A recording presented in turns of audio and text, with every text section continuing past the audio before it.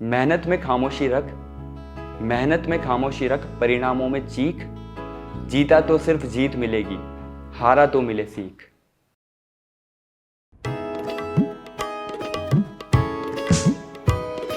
हौसलों में पंख लगा आसमां उड़ जाने की ख्वाहिशें है आंखों में, देश भर छा जाने की उम्मीद है, उम्मीद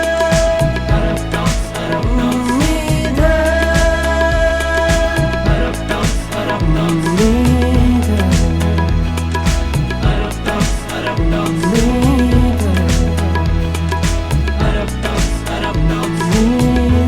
Inspiring stories of humans. नमस्ते अर्पित जी। नमस्ते। सॉरी, आरजे अर्पित जी। हेलो। स्वागत है आपका हमारे टॉक शो अरब टॉक्स में। वैसे तो आप क्वाइट फेमस हैं उदयपुर में, बट हम चाहते हैं कि आप हमारे टॉक शो पर आए हैं तो आप अपने बारे में बताएं ताकि हमारी जो ऑडियंस आपको देख रही है वो पहचान जाए। नमस्ते, नाम मेरा आरजे अर्पित है और एफएम तड़का उदयपुर में उदयपुर लोकल शो लेकर आता हूँ। उदयपुर के अलग अलग लोकेशंस पे जाकर आपसे बातचीत करता हूँ और उसी शो का टाइमिंग पहले शेयर कर दूँ आपके साथ। सुबह 10 से 11, दिन में 1 से 2, शाम को 4 से 5 और रात को 8 से 9। खास बात ये है कि सुबह, दिन, शाम और रात चारों समय हमारी मुलाकात होती है। और वहीं पर एक्सपीरियंस अगर मेरी लाइफ का शेयर करूँ आपके साथ तो शुरुआत और पढ़ाई से बात करता हूँ। हाँ। LLB किया है मैंने और LLM कर रखा है। मास्टर ऑफ मतलब विधि के क्षेत्र में कहते हैं कि एडवोकेट है। अरे वाह। एडवोकेसी कंप्लीट करने के बाद वो होता है ना कि इंटरेस्ट वाली बात, तो मेरा हमेशा जो इंटरेस्ट रहा हुआ वो रहा था इसमें, रेडियो को लेके, स्टेज को लेके, लोगों के बीच रहना, लोगों से बातचीत करना। और वहीं से इस लाइफ की शुरुआत की, इसी जर्नी की शुरुआत की। अच्छा। और उसके बाद अर्पित से आरजे अर्पित बन। अरे वाह। सो हमने पहले भी एक आरजे का इंटरव्यू लिया हुआ है, आरजे दामिनी का। तो उनकी जो जर्नी थी उनसे हमको ये समझ में आया कि एक जो आरजे होता है उसका जॉब आसान नहीं होता है। लोग बोलते हैं कि खाली आपको माइक के आगे बोलना है, बट उसके पीछे क्या क्या लगता है, स्क्रिप्टिंग वगैरह वो सब रहती है। तो आपकी ये वाली जर्नी कैसी रही? जर्नी की अगर बात करूं तो 2015 की ये बात है। तब मतलब लगा था कि रेडियो बहुत अच्छे से ट्रेंड में चल रहा था, बहुत लोग सुनते थे, आर्टिस्ट को बहुत सारा प्यार मिलता था। तो तभी एक बार मेरे भी मन में आया कि यार ये वाली जॉब थोड़ी अपने आस पास सकती है, क्योंकि स्कूल टाइम से जो मेरा नेचर रहा हुआ है ना वो ये था कि लोगों के बीच हमारी महफिल बनती थी, वहाँ पे अच्छा। हमेशा बात करने के लिए मुझे आगे किया जाता था कि अच्छा। तुम बोल, तू अच्छा बोलता है, तू अच्छा अच्छा। बोलता है।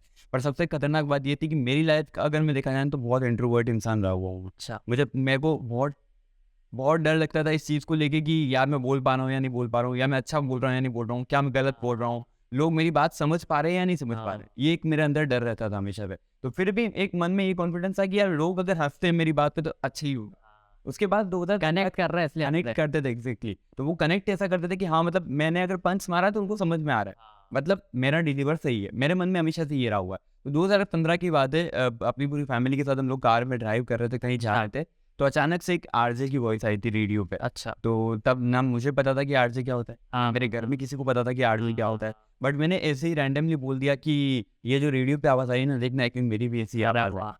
और ये मेरा कहना, और वो कहते हैं ना कि कभी कभी जुबान पे सरस्वती माता विराज, और शायद वो बात उस टाइम पर इसीलिए कही गई हो या फिर मुझसे कहलवाई गई हो। और मैंने उस टाइम कहा, पर मुझे नहीं पता था कि क्या होगा, ना मुझे रास्ता पता था कि रेडियो की जर्नी कहाँ से शुरुआत होती है, ना मुझे मेरे कोई कांटेक्ट में था कि जिससे मैं बात करूं कि मुझे आरजे बनना है। उसके बाद शुरुआत में ऐसा ही हुआ, मैंने कोशिश की कि यार पता करते हैं कहाँ से क्या होता है। अब कह तो दिया है घर वालों के सामने, बड़ी बड़ी डींगे दी, घर वालों ने भी सीरियस नहीं लिया वो बात को, पर फिर भी एक बार था कि यार बोला है तो कोशिश तो करते हैं। उसी टाइम पता चला कि यार रेडियो पे इंटर्नशिप नाम की एक चीज़ होती है। अच्छा। हाँ, पर इंटर्नशिप के लिए भी कांटेक्ट किया, किससे बात करूँ, ना प्रोसेसर पता, ना कोई, ना घर में कोई, मतलब दूर दूर तक इस रेडियो से मिलता जुलता कोई इंसान नहीं। तो फिर सबसे पहले मैंने कोशिश की कि समर कैंप लगते थे उस टाइम पे 2015 में, तो इसी आरजेइंग को लेके समर कैंप लगा था, तो मैंने वो ज्वाइन किया था। अच्छा। तो मेरे को लगा कि शायद अगर मैं ये करता रहूँगा तो हो सकता है कि 7 दिन बाद मैं आरजे बन जाऊँ। अच्छा। तो 7 दिन बाद मेरी गलतफहमी दूर हो गई, आरजे तो नहीं बना। पर हाँ, मुझे ये समझ में आ गया कि नहीं, ये वाला तरीका बिल्कुल गलत है, कि 7 दिन बाद तो आरजेइंग नहीं हो सकती। उसके बाद वो 7 दिन के बाद फिर से मैंने कोशिश की कि यार अब पता करता हूँ कि अब तरीका क्या है, अब तरीका क्या है। तो तभी कुछ एक कॉन्टेक्ट्स बने, कुछ लोग जान पहचान से वहाँ 7 दिन वहाँ रहने से बहुत सारे लोगों से मिलना हुआ मेरा। तो उनसे मैंने पूछा था कि क्या करना है, तो किसी ने मुझे सजेस्ट किया कि इंटर्नशिप करनी है अच्छा। और किसी रेडियो स्टेशन पे जाके करनी है। अगर वहाँ जाकर इंटर्नशिप आप करोगे तो आपको मौका मिलेगा कि आप आराम से वहाँ पे जाके अपनी बात रख सकते हो, आप अपने आप को प्रेजेंट कर सकते हो। राइट। तो फिर मैंने कोशिश की कि चलो इंटर्नशिप का पता करते हैं। तो सबसे खास बात है कि उदयपुर के सारे रेडियो स्टेशन पे थे, 3 रेडियो स्टेशन पे मैंने अप्लाई किया। अच्छा। सबसे पहले 2016 में पहले रेडियो स्टेशन पे अप्लाई किया, वहाँ से रिजेक्शन मिला। है। फिर 2017 में दूसरे रेडियो स्टेशन से अप्लाई किया, वहाँ से भी रिजेक्शन मिला। और 2018 में एक बार फाइनल टेस्ट किया अपने आप का कि क्या पता 2 साल में सुधार किया हो, तो 2018 में भी रिजेक्शन मिला। और हाँ, 3 रिजेक्शन लगातार मिले, जिसके बाद ये समझ में आ गया कि शायद वो बात बस बात ही रह गई। और अब वो लाइफ में चांस नहीं है कि मैं रेडियो के आसपास भी आ पाऊंगा। रेडियो के अंदर तो बहुत बड़ी बात थी, रेडियो के आसपास भी आ पाऊंगा। तब मैंने अपनी हिम्मत हार ली थी। और 2018 के एंड में तभी मेरी LLB का फाइनल ईयर चल रहा था, अच्छा। तो अब लगा कि शायद किस्मत हाँ। वकालत ही करवाई। उसके लिए तैयारी शुरू की। अच्छा। फाइनल ईयर करते करते फिर से किस्मत ने टर्न लिया। फेब 19 की बात है। अच्छा। एक बड़ी कंपनी अपने यहाँ उदयपुर के आसपास, अगर आपने देखा हो तो, हिंदुस्तान सिंह हाँ, वेदांता ग्रुप की, हाँ जी। उस कंपनी में जॉब लग गई मेरी। अच्छा। तो क्या वहाँ पे जॉब लगने के बाद डिपार्टमेंट मुझे HR मिला, और इसी की माइन से जावर। हाँ। तो वहाँ जावर में मुझे HR का डिपार्टमेंट था, और वहाँ पे लगभग 4 to 5,000 एम्प्लॉयज़ जो मेरे अंडर में थे, अच्छा। जिनकी सारी एंट्रीज, गेट पास, बहुत सारी चीज़ें होती, वो सारा मैं देखता था। वो लगभग साल भर मैंने काम किया। 2019 के एंड में मुझे समझ में आया कि नहीं, ये भी नहीं बता रहा। अभी नहीं हुआ। तो फिर से मतलब एक इन सब चीज़ों के बीच में एक अच्छी चीज़ ये चल रही थी कि 2016 में जब मैं रिजेक्ट हुआ पहले रेडियो से, हाँ। तो अपने आप में कॉन्फिडेंस आ गया कि करना खुद को ही, चाहे कुछ भी कर लो। कोई नहीं सिखाएगा, कोई गाइड नहीं करेगा, ना कोई तैयार है करने के लिए, तो करना खुद को ही है। तो तब भी मैंने डिसाइड किया कि काम करता हूँ यार, एंकरिंग शुरू करता हूँ। अच्छा। 2016 में सोचा कि यार एंकरिंग अगर शुरू हो जाएगी, तो शुरू में मैंने बहुत कोशिश की, तो अब एंकरिंग के लिए भी कोई गाइड करने वाला नहीं। अब मुझे कैसे पता कि स्टेज पे जाके बोलना क्या, बस करनी है। अब 4-5 लोगों 10 लोगों के बीच में बोलना आसान होता है, पर जब बस आपके सामने पब्लिक बैठी होती है, तो हर एक इंसान का मानना अलग होता है, हर एक इंसान की इंटरप्रिटेशन अलग होती है। राइट। तो अगर आप कुछ बोल रहे हो तो सामने वाले को समझ में आ रहा है नहीं यार, आप कहना क्या चाह रहे हो, सामने वाला समझ कुछ हो रहा है। और जब लाइव होते हो ना, तो आपके पास एडिटिंग का ऑप्शन नहीं है, राइट। तो आपको जो चीज़ डिलीवर करनी है वो पहले ऑप्शन में ही रहनी है, आपके पास सेकंड ऑप्शन नहीं है। तो उस टाइम पे मेरे साथ जो चीज़ हुई थी कि मैंने शुरू में 2-3 लोगों से बात की कि यार मुझे एंकरिंग सिखा दो, तो उन्होंने भी मना कर दिया। या आज तो आपके कॉन्फिडेंस हाँ, बढ़ा है। कि मतलब उनके मन में शायद ये था कि उनके मन में, दिमाग में ये चल रहा था कि कंपटीशन या जो भी XYZ, कभी ये चीज़ मैंने सोची भी नहीं कि उनके दिमाग में चल क्या। बट ये था कि हाँ, मतलब मुझे जो सपोर्ट चाहिए था वो सपोर्ट नहीं मिला। तो फिर मैंने कोशिश की कि यार चलो, जिनके अपने नॉन किसी के फंक्शन हो, वहाँ पे ऐसे ही शुरू कर हाँ। देंगे। फिर उस टाइम पे इनिशियल टाइम में, आज मैं ऑन माइक और ऑन कैमरा बोल रहा हूँ कि हाँ, मैंने झूठ बोला बहुत लोगों से कि मैं पिछले 3 सालों से एंकरिंग कर रहा हूँ, आप एक बार करवा दे तो दे। बट किस्मत साथ थी, तो उनको कभी इस चीज़ का रियलाइज़ हुआ ही नहीं कि 3 साल से नहीं करना है। मैंने जो परफॉर्म किया, उनको लग गया कि हाँ, एक्सपीरियंस हाँ, experience जबकि एक्सपीरियंस नहीं था, वो मेरा कॉन्फिडेंस था बस केवल। एक्सपीरियंस तो बहुत अलग हो गया, पर एक्सपीरियंस की तो शुरुआत थी, कॉन्फिडेंस था कि हाँ, मैं कर लूँगा, तो मैं 3 साल से कर रहा हूँ, आप मुझे करवा दे तो देखो, मैं बहुत अच्छी करूँगा, बहुत अच्छी करूँगा। और इसी चीज़ को मैंने उनको समझाया, तो उन्होंने भरोसा भी किया।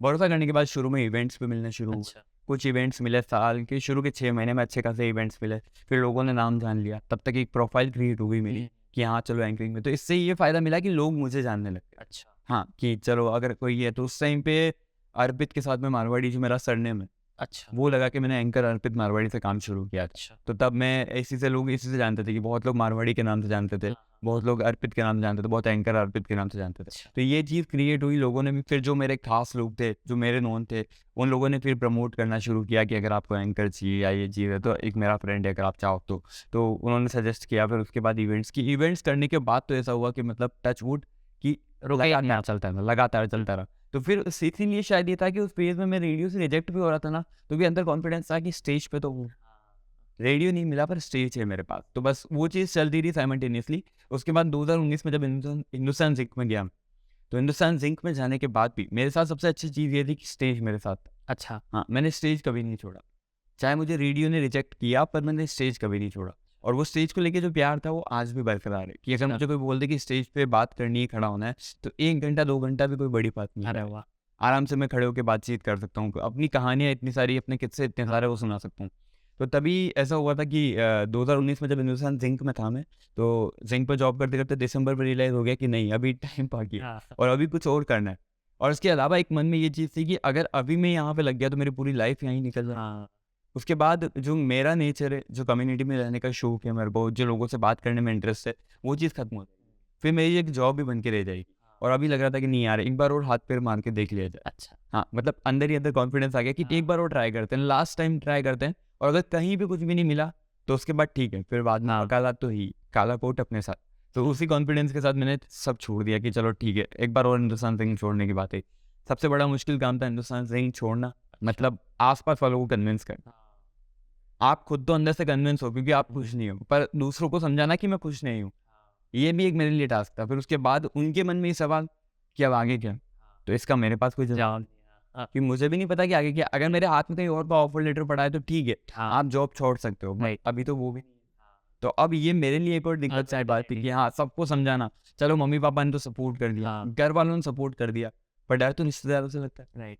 डर तो उनके आसपास के लोगों से लगता है, घर वालों से कभी डर नहीं लगता इन चीज़ों को लेकर। तो मन में यही था कि वो मुझसे सवाल नहीं करते थे, वो आके मेरे मम्मी पापा से सवाल कि क्या कर रहा है, हाँ, कि क्या कर रहा है, वो अच्छी खासी जॉब लगी हुई थी, क्यों छोड़ा। तो अब उन्होंने यही कहा कि उसके मन का था, उसका मन नहीं लगा, वो परेशान था, उसने छोड़ दी। उन्होंने कभी भी मेरे तक ये सवाल आने नहीं दिया। अच्छी बात ये थी, उनसे कोई भी पूछता था तो वो सवाल वही खत्म हो जाता था। वो सवाल मेरे पे नहीं आता था कि मैं किसी नेगेटिव जोन में जाऊँ या फिर मैं सोचूं कि यार मैंने गलती तो नहीं कर दी। और इस चीज़ का मुझे कभी रियलाइज़ नहीं होने दिया कि तूने गलती की है या सही किया है जॉब छोड़ के। तो वहाँ पे दिसंबर में मैंने रिज़ाइन किया था, महीने भर का नोटिस पीरियड सर्व करने के बाद फिर से घर आ गया। तब मेरा LLM शुरू हो चुका था, LLM हो चुका था।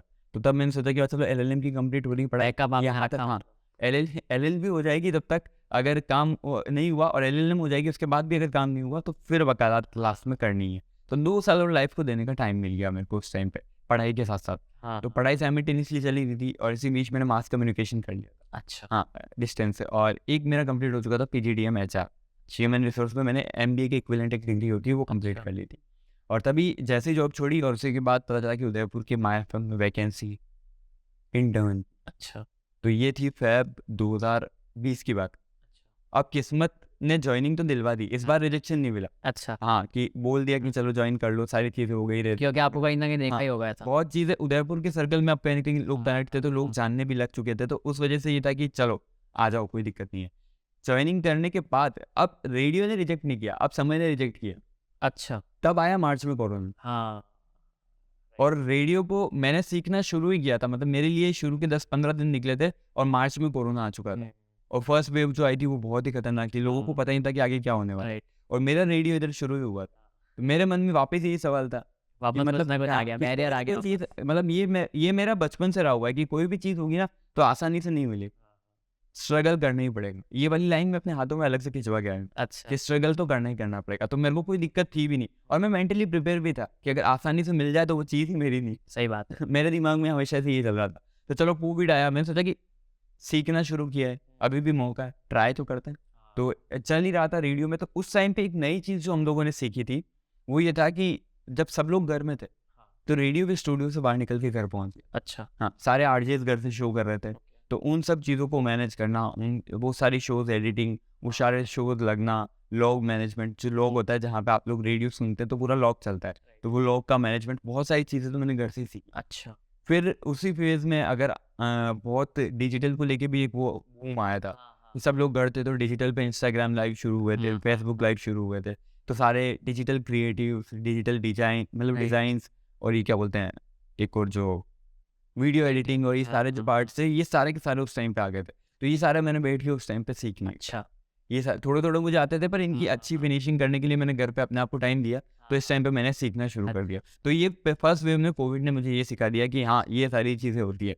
उसके बाद जून में आके फिर से लॉकडाउन खत्म हुआ था, सारे प्रेस के लोग थे, हम लोग को थोड़ी थोड़ी इजाज़त मिली कि बाहर जा सकते हो, निकल सकते हैं, कि आप लोग जाओ। तो पावर है पास की, पर पावर तो पहले भी था, पर हम लोगों ने ये कहा कि जब हम लोग सब लोगों को मैसेज देने कि आप घर में रहो, तो अगर हम बाहर निकलेंगे तो एक मैसेज गलत जाता है। तो उस टाइम पे सारे RJs भी घर के अंदर थे, सारे हम लोग जो टीम थी रेडियो की, सब लोग अपने घर से काम कर रहे थे और वर्क फ्रॉम होम अच्छे खासा ट्रेंड पे था। हाँ, तो उसके बाद जून से थोड़ा नॉर्मलाइज हुआ चीज़ें, तो फिर हम लोग फिर से बाहर निकले, फिर जाके हम लोगों ने वापस स्टूडियो से काम करना शुरू किया। मैंने RJs के साथ, तो मेरा काम था शो प्रोड्यूसिंग का, मैं इवनिंग का शो प्रोड्यूस करता। अब प्रोड्यूसर क्या होता है वो थोड़ा सा मैं बताता हूँ कि जो भी RJs बोलते हैं वो क्या न्यूज़ लेने वाले हैं, उनके शोज़ में क्या क्या कंटेंट जाएगा, किस तरीके से जाएगा और क्या डिलीवर होगा, क्या पंच होगा, क्या बात होगी, वो सारी चीज़ें हम लोग डिसाइड करते थे, उसको रिटर्न करते थे, स्क्रिप्टिंग करते थे पूरी की पूरी, जिसको प्रेप बोलते हैं, प्रेप शीट जो होती है जिसमें हम लोग लिखते हैं सारी चीज़ें कि हम क्या क्या बोलने वाले। ये हर एक RJs का पैटर्न रहता है, ये ऐसा नहीं कि किसी पर्टिकुलर रेडियो एक प्रेप शीट करके जो टर्म है ये हर RJ यूज़ करता है, चाहे वो कितना भी बड़ा RJ होगा, पर फिर भी एक बार तो वो लिखेगा कि मेरे को इस घंटे के इस आर की इस लिंक में क्या करना। ओके, तो ये सारी चीज़ें डिसाइड होती, तो ये काम मेरा रहता था। अच्छा, इसके अलावा आरजेस के शो में क्या क्या चीज़ें होने वाली है, कॉन्टेस्ट होगा तो कॉलर्स के फ़ोन आएंगे तो वो सारे अटेंड करने, और वो सारी चीज़ें भी उसी में रहती थी। तो ये सारी चीज़ की 2020 भी निकल गया, पर इन सब टाइम पे मैं अनपेड था, इंटर्न, मुझे 1 रुपया भी नहीं मिलता था। अच्छा मैं जॉब छोड़ के आया था पर 1 रुपया भी नहीं मिलता था। अच्छा पर ये था कि रेडियो को लेके पागल था मैं, तो वो मेरे को रोके हुए था कि Dedication. नहीं कहीं नहीं जाना है, अभी भी है मौका, आएगा मौका। और 2021 की शुरुआत हुई, 21 में ही फिर वापस सेकेंड वेव आई थी अप्रैल, हाँ तो वो तो और खतरनाक थी, वैक्सीनेशन का टाइम चल रहा था उस टाइम पे, तो फिर से घर में बंद। अब दूसरों के मन में सवाल कि 1.5 साल हो गया तेरे को वहाँ पे काम करते करते, अब क्या? हाँ अब मैं उनको यही कह के रोकता था कि अभी कोविड की वजह से वैकेंसी नहीं आई, आएगी और हो जाएगा सर, आएगी और हो जाएगा, मैं मेरी तरफ से मेहनत कर रहा हूँ, आएगी और हो जाएगा। तो बस उसी इंतज़ार में चल रहा था फेस पूरा का पूरा। और अब अगस्त सितंबर के टाइम की बात है, मेरे को माय एफएम से वैकेंसी का मिला भी था ऑफर, अच्छा बट आरजे के लिए नहीं। अच्छा हाँ, उनकी तरफ से था कि कॉपीराइटर जो सारे एड्स जो आरजे के नीचे काम करते नहीं, आरजे के नीचे नहीं करते, उनका सेगमेंट ही अलग होता है। आप जितने भी कमर्शियल एड सुनते हो, हाँ तो वो स्क्रिप्टिंग का काम जो होता है, लिखने का काम होता है, वो सारा का सारा वो करते हैं। सारी चीज़ें प्रोमो और ए टू जेड जो भी चीज़ आप सुन रहे हो ना, हाँ उसकी वर्डिंग का काम होता है मतलब। और लिखने का मुझे शौक लंबे टाइम से था, अच्छा तो उनको लगा कि कर सकता है, बट मेरे मन में ये था कि लिखना नहीं, बनना था आरजे बोलना है, हाँ। लिखना नहीं है। लिख तो मैं रहा हूँ, अगर बोलने का मौका मिलेगा तो भी मैं लिखता रहूँगा, लिखना मैं नहीं छोड़ूंगा, और आज भी मैंने नहीं छोड़ा। मेरी लाइफ में जब मुझे समय मिलता है मैं अपनी पोइट्रीज लिखता रहता हूँ, अपनी शायरीज लिखता रहता हूँ, तो लिखना मैंने आज भी नहीं छोड़ा। पर ये था कि मेरे को बनना आरजे, और अगर मेरे मन का काम नहीं करना होता तो मैं पहले वाली जो भी करता रहता, फिर मैं यहाँ क्यों आता? राइट राइट जब मैं यहाँ आया हूँ 1.5 साल बिना पैसे के काम कर रहा हूँ, तो कहीं ना कहीं तो मेरे मन में लेकिन मेरी भी तो कोई एक्सपेक्टेशन होगी, तो मेरा क्लियर था कि मेरे को नहीं बनना। उसके बाद 2 स्टेशन पे और वैकेंसीज आई, उन्होंने भी माय एफएम ने ऑफर किया, अच्छा बट मेरा मन नहीं था उस चीज़ को लेके, मतलब विद ड्यू रिस्पेक्ट मैंने मना कर दिया कि हाँ। नहीं, मेरे को ये चीज़ करनी नहीं है, मेरे को आरजे बनाओ, आप मेरे को इंडिया के किसी भी कोने में भेज दो, मैं जाने को तैयार हूँ। अगर मेरी आवाज़ वहाँ पे होगी तो मैं चला जाऊँगा, कोई दिक्कत नहीं है। बट वही था कि वहाँ पे वैकेंसी नहीं थी। उसी बीच अब थोड़ा-सा डेट को लेके मैं आपको बताता हूँ कि ये जुलाई अगस्त के टाइम पे चल ही रहा था, अगस्त सितंबर में। अक्टूबर के टाइम पे मेरे पास वो फ़ोन आया यहाँ से, एफएम तड़का से। अच्छा यहाँ पे जो सेल्स में थे, राहुल सर का नाम मेंशन करना चाहूँगा मैं, राहुल दुबे। तो उनका फ़ोन आया कि अर्पित कहाँ पे है? तो मैंने बोला कि सर मैं एफएम माय एफएम पे हूँ। तो बोले कि एफएम तड़का जॉइन करेगा? तो मैंने कहा कि क्यों नहीं करूँगा, इसके लिए तो इंतज़ार कर रहा हूँ। तो बोले कि चल कल आके मेरे से मिल। तो उस टाइम पे मैंने बोला ठीक है, कल आके फिर अगले दिन मैं उनसे मिल के आया, 5-10-15 मिनट की हमारी मुलाकात हुई, ऐसे ही मतलब बातचीत हुई। उन्होंने पूछा कि क्या कर रहा है, कितने टाइम से इंटर्नशिप में है, रेडियो का एक्सपीरियंस वगैरह क्या-क्या आता है, सारी चीज़ें हम लोग के एक नॉर्मल डिस्कशन हुआ। फिर उन्होंने बोला कि इसके बाद चल अब मैं आगे भेज रहा हूँ तेरा रिज्यूमे वगैरह, और आगे से कॉल आए तो बात कर लेना। हाँ ठीक है, फिर उसके बाद आगे से कॉल आए, लिंक्स जो हमारे जाते हैं वो सैंपल लिंक्स गए, सारी के एक छोटे-मोटे सेशंस हुए इंटरव्यू के, अच्छा सारे इंटरव्यूज़ हुए। उसके बाद अब ये सारी चीज़ जब हो रही थी ना, तो इसके पीछे की खास बात ये थी कि ये चीज़ 3 या 4 लोगों को पता थी। अच्छा हाँ, मेरे घर में किसी को नहीं पता कि मैं आरजे के लिए कहीं अच्छा। अप्लाई कर रहा हूँ। उनको तो ये लग रहा कि इंटर्नशिप ही चल रही है, हाँ और मैं इंटर्नशिप ही कर रहा था। घर के इसके अलावा भी जो मेरे खास थे ना, उन लोगों को भी मैंने किसी को भी नहीं बताया कि मेरा यहाँ पे कुछ बात भी चल रही है। अच्छा। इन लोगों ने मेरे को इस चीज़ को लेके सपोर्ट किया था, बस उन्हें पता था कि इसका ये चल रहा है, क्योंकि वो स्टार्ट करने वाली वही थी। राइट इसके अलावा किसी तीसरे चौथे इंसान को नहीं पता, इवन माय एफएम पे स्टाफ को भी नहीं पता कि मैंने वहाँ पे अप्लाई कर रखा है। अच्छा मैंने सबसे छुपा के रखा हुआ था। हाँ। छुपा के रखने का रीज़न था कि मेरे को आराम से एक बार काम हो जाए। वो होता है ना कि फेक इट टिल यू हाँ। मेक इट बस, तो मेरा यही पर्पस था कि जैसे ही मैं बना लूँगा, उसके बाद चिल्लाऊँगा। पर उससे पहले अगर मान लो नहीं बना, तो बात यहीं खत्म हो जाएगी, किसी को नहीं पता चलेगा कि हाँ, ऐसा कुछ हुआ। तो एक्चुअली इतने रिजेक्शन झेलने के बाद ये अकल तो आएगी हाँ कि कि पहला इंडोर नहीं पीटना, राइट उस चीज़ को लेके। तो मैंने ये चीज़ सोच ली थी कि जब तक होगा नहीं, तब तक मैं किसी से बात नहीं करूँगा, और जैसे ही होगा उसके बाद चुप नहीं रहूँगा। हाँ उसके बाद हाँ। डर पीटता रहो फिर तो आराम से पिटूंगा भी और पिटवाऊंगा भी हाँ। कि भाई हो गया, अब बताओ कि हाँ, अब पोस्ट करूँ इंस्टाग्राम पे कि अर्पित आरजे हुए। तो वो चीज़ थी, तो इसलिए मैंने सबसे छुपा के रखा। इसके पीछे ये नहीं था कि मेरे को किसी पे भरोसा नहीं था। ये भरोसे में आज सबसे ज़्यादा अगर कोई इंसान भरोसा करता है अपने घर वालों पे करता है, पर मैं चाहता था कि जब फाइनली रिजल्ट आ जाए उसके बाद उनको बताऊं कि हाँ रिजल्ट आ जाए। राइट बाकी एक होप उनके अंदर भी रहेगी कि यार इसने बोला और इसका नहीं हुआ, मैं उनको लगेगा फिर शायद मैं दुखी हूँ नहीं हूँ, क्योंकि मैं तो रिजेक्शन का आदी हूँ, पर उनको लगेगा कि ये दुखी है क्योंकि इसके साथ ऐसा हुआ। तो उनको बताना ही नहीं, जब रिजल्ट आएगा तब बताऊंगा डायरेक्टली कि हाँ भाई मेरा हो चुका है, और बस अब जश्न मनाओ। तो ये चीज़ थी। तो ये 24 अक्टूबर की बात थी। 30 अक्टूबर तक मेरे इंटरव्यू सेशन चले, और उसके बाद ऐसा हुआ कि लगभग महीने भर का इंतज़ार किया मैंने, और 30 नवंबर को एक इवेंट चल रहा था माय एफएम का, जहाँ पे अचानक से फ़ोन पर ऑफर लेटर आ गया एफएम से। अच्छा ओ हाँ। हाँ 30 नवंबर के दिन की बात है, और उन्होंने कंपनी की टाइम वहाँ से कॉल आया कि कब से ज्वाइन कर रहे हैं, तो मैंने बोला कि कल बुधवार है। परसों गुरुवार से करूँगा। तो अच्छा। वो बोलते हैं कि ठीक है कल से ही कर लो। मैंने कहा नहीं, एक दिन अब मेरे को इसलिए चाहिए कि जिन को मैंने बताया नहीं, जिन को मेरे को बताना बाकी रह गया ना, अब उनको इन्फॉर्म कर दूँ कि एक दिन तो मेरे को सबको कहना पड़ेगा। मैं वहाँ पे जहाँ भी हूँ वहाँ पे भी जाके बोल दूँ कि मैं कल से नहीं आऊँगा। अब मेरा फाइनली वहाँ पे हो चुका है, तो अब मैं वहाँ ज्वाइन करने वाला हूँ। तो एक दिन का मैंने मार्जिन इसलिए लिया था। तो 1 दिसंबर को मैंने सबसे पहले सुबह-सुबह सबसे पहले घर उठा। 30 नवंबर को शाम को घर गया हूँ, पर घर जाके भी नहीं बताया। अच्छा। आराम से खाना-वाना खाया, नॉर्मल जो हर दिन होता था वही किया। सब चीज़ें डिस्कशन में चल रही पर नहीं बताया। मैं सोच रहा था कि कल सुबह उठूँगा और सबसे पहले घर वालों को बताऊँगा। तो उठते ही सबसे पहले डेली की आदत सुबह 9 साढ़े 9 10 बजे उठने की।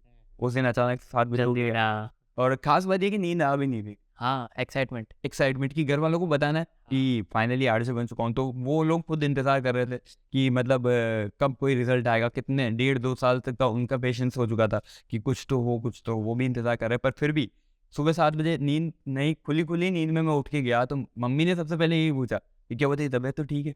आज इतना जल्दी कैसे उठ गया? तो मैं बोला कि जल्दी नहीं उठा हूँ, एक बार इधर आओ, एक बात बतानी। तो पापा मम्मी और सबको पास बिठाया और यही बोला कि मैं आर्ट्स बन गया। तो 1 सेकंड के लिए तो उनके चेहरे पे कोई एक्सप्रेशन नहीं था। क्योंकि अनएक्सपेक्टेड चीज़ थी कि उनको भी नहीं पता था कि ऐसा कुछ होने वाला है और अचानक से हो गया, तो उनको लगा यही कुछ हुआ होगा। तो बोले कहाँ पे बन गया?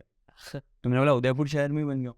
तो अब उनको और चिंता की ऐसे कैसे बन गया? मतलब कोई तो प्रोसेस होता होगा। अब मैंने प्रोसेस छिपा के रखा था, पर उनको लगा कि कोई प्रोसेस नहीं हुआ, कुछ बताया ही नहीं, कोई बात चल रही, कुछ बोला नहीं। तो उनको लगा ऐसे कैसे बन गया? तो मैंने बोला कि यहाँ पे मेरा ये चल रहा था सेशन और एफएम तड़का जो राजस्थान पत्रिका का रेडियो है, और वहाँ पे उन्होंने फाइनली सिलेक्शन दे दिया है, ऑफर लेटर आ चुका है मेरे पास और कल 2 तारीख से ज्वाइन करना है। अच्छा। फिर उसके बाद घर का पूरा माहौल चेंज हो गया था, पूरा का पूरा फेस चेंज हो गया। वहाँ से निकलने के बाद जो मेरे दोस्त थे, उनको बताया, लिटरली मेरे दोस्तों की आँखों में आँसू, क्योंकि उन्होंने मेरा स्ट्रगल देख रखा था। हाँ। रिजेक्शंस देखे हुए थे, तो वो लोग भी बहुत खुश थे। उसके बाद वहाँ से निकलने के बाद ऑफ़िस गया मैं, तो माय एफएम पे जाने के बाद एकदम से किसी को भी नहीं पता था, 2 या 3 लोगों को वहाँ पे पता था, तो उनको भी मैंने बोला कि आरजे बन गया हूँ। तो उनको ये लगा यहाँ तो नहीं बना, तो तू आरजे कहाँ हुआ? हाँ। तो मैंने बोला कि अब राजस्थान पत्रिका ऑफिस है, वहाँ पे आरजे बन चुका हूँ एफएम तड़का में। तो एफएम तड़का वो लोग जानते थे, तो बोले कि बहुत अच्छी बात है। चलो फाइनली रिजल्ट आया, मतलब मेहनत का 2.25 साल के इंतज़ार के बाद कि अब फिर से जॉब होगी, अब फिर से सुबह उठना होगा, अब फिर से टाइम टेबल पे जाना होगा, फिर से उदयपुर शहर अपनी आवाज़ सुनेगा। मतलब अब ये था, स्टेज से तो आवाज़ 6-7 साल नहीं। सुना रहा था, पर अब ये फेज़ आ गया था कि हाँ, अब मेरी आवाज़ रेडियो पे भी है। और 2015 की वो बात फिर से हो गई फाइनल कि हाँ, एक दिन देखना मेरी आवाज़ रेडियो पर आई। हाँ, और वो आ गई। फाइनली उस टाइम पे जाके यहाँ तक की मेरी ये जर्नी। सो अब हम करेंगे हमारा सबसे legendary event, that is rapid fire. So first question है, what's the favourite part of your work? बोलना। हाँ। What do you do in your free time? मुझे लिखने का बड़ा शौक है, तो मैं राइटिंग का काम ज़्यादा करता हूँ, या फिर हाँ मतलब राइटिंग ही होती है मैक्सिमम तो मेरे साथ, या तो सोचता रहूँगा या लिखता रहूँगा, सोचता रहूँगा या लिखता रहूँगा। नेक्स्ट है, how do you manage stress? क्योंकि आपको आदत हो गई होगी अब तो। स्ट्रेस मैनेज करने की आदत भी है और नहीं भी है। कभी कभी होता है कि वो चीज़ ओवर भी हो जाती है अपने ऊपर, पर फिर भी ठीक है कि चलो लोगों से मिलते हैं, उनसे बातचीत करते हैं, तो फिर अपना स्ट्रेस होता है ना कि दुनिया में इतना हाँ। कि अपना गम इतना। नेक्स्ट है, what's your biggest accomplishment this year? G20। अरे वाह, राइट राइट राइट।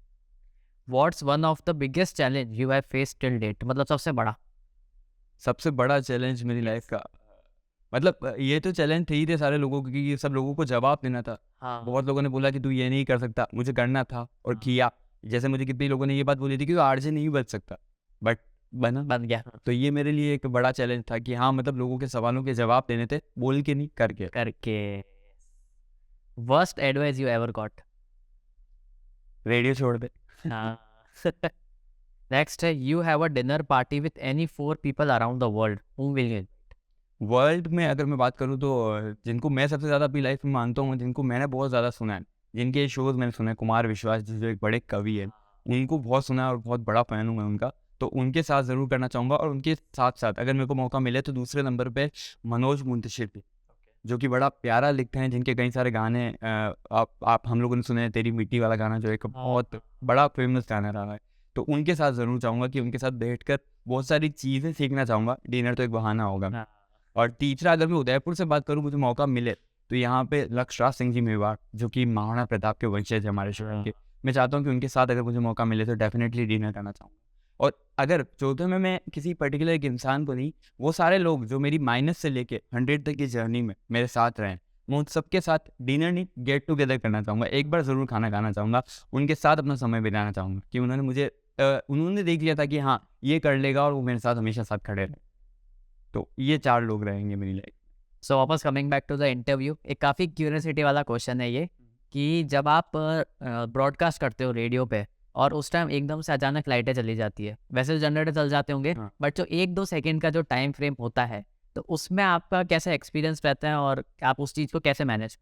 वो जैसे 1-2 सेकंड आपने बोला ना, तो उस सेकंड से क्या होता है कि ऐसा लगता है कि हम लोगों ने पलक झपकी और फिर से लाइट आ गई। अच्छा। तो एक तो ये फ़ील रहता है कि आँख बंद करते ही फिर से लाइट आ गई। पर फिर भी 1 सेकंड के लिए जो पलक झपकने वाला जो समय होता है ना, वो हम लोग कितनी बार तो रेडियो पे बोल देते हैं कि अभी आपसे बात करते-करते अचानक से अंधेरा होगा, पर आप लोगों के प्यार ने हमें उजाला दे दिया। अरे वाह! फिर उसके बाद उसी चीज़ को हम लोग कंटिन्यू करके अपने कंटेंट पे ले लेते हैं। और हमारी लाइफ में ये आप कहते हैं ना कि लाइफ में ऑक्सीजन बहुत ज़रूरी, कोविड के टाइम में हम लोगों ने देखा।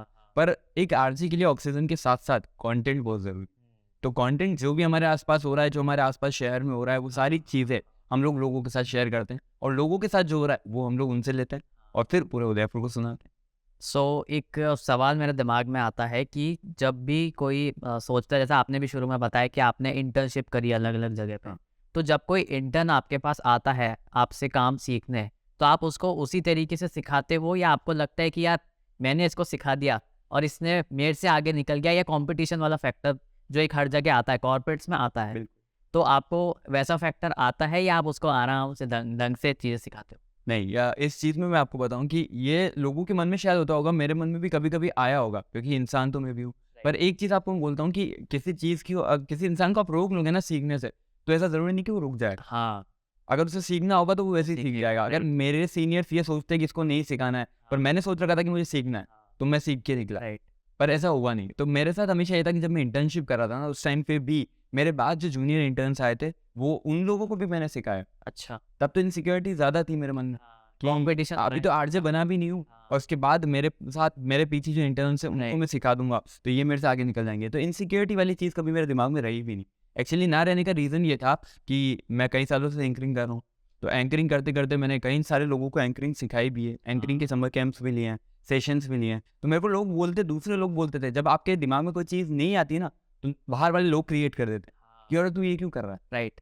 तो मेरे मन में भी मेरे को भी लोगों ने सवाल किया कि यार तू क्यों एंकरिंग सिखा रहा है लोगों को? तो तब मैं एक बात बोलता था कि हम लोग शादियों के इवेंट करते हैं ना जिस तरीके से, तो मैं उनको यही कहता था कि मेरी किस्मत में जिसकी शादी की एल्बम में सपना लिखा होगा ना, वहाँ मैं डेफिनेटली छपूँगा। और जहाँ मेरा नहीं लिखा होगा ना, वहाँ मैं कितनी भी कोशिश कर लूँगा, नहीं छपूँगा।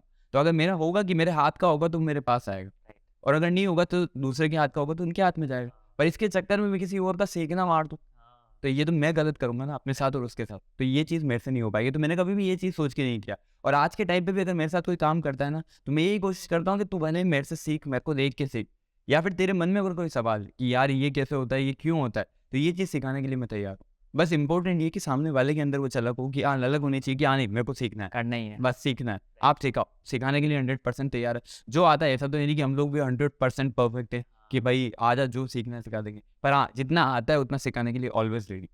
तो आपको कभी कोई पर्टिकुलर किसी ने ऐसे प्रेशर किया या फोर्स किया कि आप इस पर्टिकुलर चीज़ को, अगर कोई पॉजिटिव चीज़ है उसको नेगेटिव करके दिखाओ या वाइस वर्सा, तो आपने उस चीज़ को कैसे हैंडल किया या आपने उसको मतलब कैसे पोर्ट्रे करके दिखाया? देखो, आपका सवाल जितना शानदार है उसके जवाब मैं आपको बताता हूँ। एक्चुअली लोगों के मन में रेडियो भी प्रेस का एक माध्यम है, मीडियम नहीं है, ये बात सही है। पर रेडियो को काम करने का तरीका जो है ना, वो सारे प्रेस से अलग है पूरा का पूरा। अच्छा। रेडियो पे अगर आप देखोगे कि तो आपको पूरा एंटरटेनमेंट ही मिलेगा। हाँ। हम लोग भी जब बात करते हैं ना, तो किसी सीरियस मुद्दे पे बात नहीं करते। और जैसे एक अपने थोड़ी देर पहले डिस्कशन हुआ था कि आरजेइंग जो है बहुत ईज़ी जॉब दिखता है लोगों को। ईज़ी जॉब क्यों दिखता है? क्योंकि उनके मन में यही जानते हैं वो लोग कि इनको केवल बोलना है। हाँ। बट आरजे का काम मुश्किल क्यों है? कि उसको ये सिखाया जाता है कि तेरे को 99 चीज़ें नहीं बोलनी है, केवल एक चीज़ बोलनी है 100। हाँ। और ये जब फ़र्क समझ में आया था ना, तो इंसान अपने नाम के आगे आरजे लगा लेता है। अच्छा। तो आपको मैं बताता हूँ, तो लोग हमारे को जो ट्रेनिंग दी जाती है, हमको जब सिखाया जाता है, तो यही सिखाया जाता है कि ये नहीं बोलना है, ये नहीं बोलना है, ये नहीं बोलना। और 100 में से 3 या 4 चीज़ें ऐसी निकल के आती है जिन पे हमें बोलना होता है। अच्छा। हम लोग जब अपना कंटेंट डिसाइड कर रहे होते हैं कि शो में क्या बात करनी होती है, तो हमारे पास बहुत सारी चीज़ें होती है, बहुत सारी वेबसाइट्स होती है, न्यूज़पेपर्स होते हैं। हम उनमें से पढ़ते हैं खबर कि कौन सी खबर ऐसी है जिससे हम लोग बात कर सकते हैं, जिस पे बात करने लायक चीज़ें हैं। हम किसी को डायरेक्टली ना तो अटैक करते हैं, ना इसको लेके हम लोग किसी को पोर्ट्रे करते हैं कि इस इंसान ने ये किया। रेडियो बिल्कुल भी उसका मीडियम नहीं है कि आपको खबर देगा। रेडियो आपको खबर देगा, पर एंटरटेनमेंट ऐसा देगा। आपको मज़ा आएगा वो खबर सुनने में, तब हम लोग वो चीज़ लेते हैं। तो ये चीज़ कभी होती नहीं कि हमको कोई आके बताए, क्योंकि हम लोग आरजे हैं, हमें पता है कि हमें क्या पोर्ट्रे करना है। आप हमें बताओगे कि नेगेटिव से पॉजिटिव करना है, पॉजिटिव से नेगेटिव करना है, वो हमें आता है, बट हम किसी के लिए काम नहीं करते, हम हमारे शहर के लिए काम करते हैं। तो हम लोग उनको जिसके में मज़ा आएगा ना, हम वही चीज़ उनको बताएंगे। तो हमारे लिए ये चीज़ नहीं आती बीच में कभी अच्छा कि कोई नहीं, और अगर कोई कहता भी है तो हम लोग वहीं पे अपनी कॉन्वर्सेशन खत्म कर देते हैं। अच्छा। सो थैंक यू अर्पित जी बहुत बहुत शुक्रिया, हमारे शो पर आने के लिए। बड़ा अच्छा लगा आपसे मिलके बातचीत करके। मुझे भी।